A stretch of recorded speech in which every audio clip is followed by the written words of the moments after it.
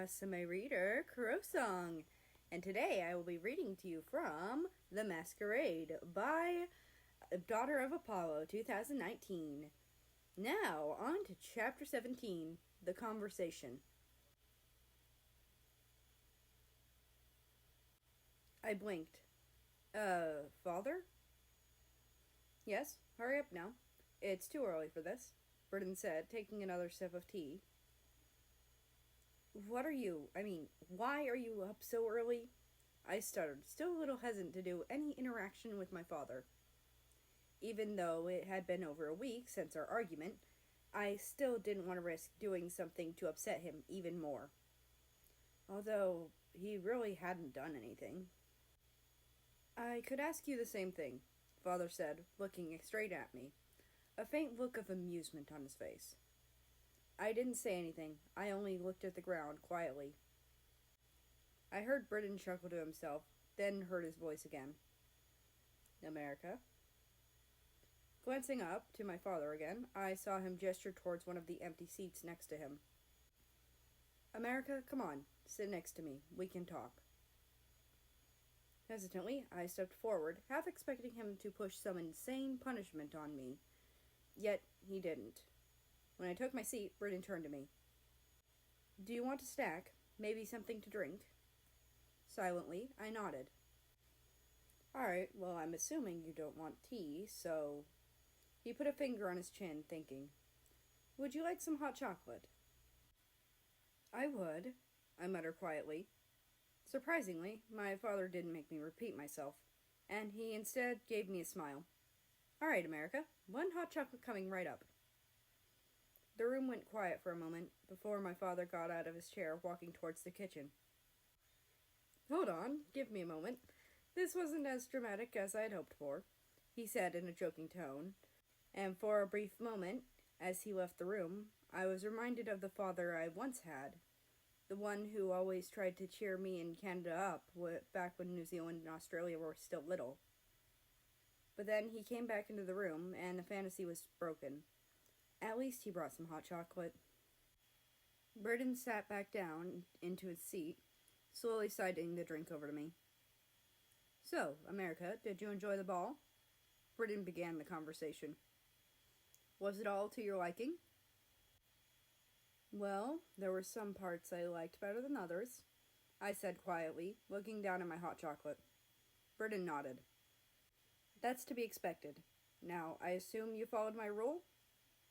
I hesitated a little, but nodded, trying to explain to myself that I had just found a loophole to the rule, but still feeling like I had lied. If my father had seen my hesitation, he didn't question it. Good. I take it you found a young girl that is decently pretty? I began to nod, thinking of Japan, but then I stopped myself. I know what you're doing. You're going to find something out about her, and then you're going to get me engaged to her, I exclaimed loudly. I told you last time, I don't like girls like that. Britton sipped his tea as if I hadn't just yelled at him. I understand that you don't want to get married. You're only 18. Your mother thinks you're still too young. But I think you can get married now. And then the love for your life will develop with time. That's not how it works, I grumbled, but my father cut me off. Did you know that I didn't know your mother at all before we got married? Britton said, taking a beat to sip more of his tea. And look at us now. I physically had to restrain myself from bringing up the occasional fights I would hear from my parents' room late at night when I couldn't sleep, because I knew it would only make Britton angry. I'm not going to marry someone I don't know. All right, then. We can arrange you to get to know her first, Britton said, for some reason surprised by my reaction. That won't help, I insisted. What will help, then? My father huffed, tired of me refusing him. Nothing, because I told you, I don't like girls. I clenched my fists together. And I told you that love is not a requirement for marriage. Britain rolled his eyes. It seems like you're the one who's not listening. My vision turned red with rage, and the next thing I knew, I was yelling.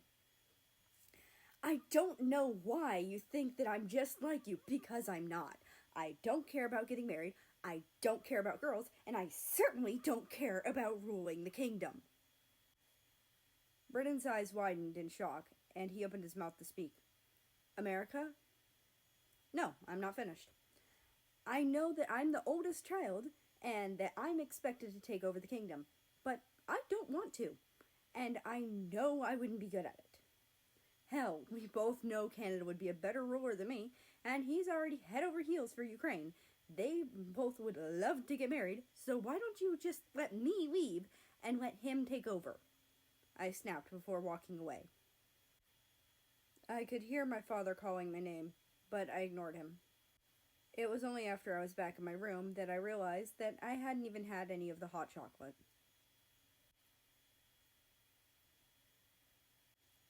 And that's the end of this chapter. I hope you enjoyed. Anyway, I'd like to invite you to join the Discord, which is linked down in the description below. That being said, I hope you have a nice rest of your day, night, or whatever it is for you. Just enjoy your time. And I will see you tomorrow.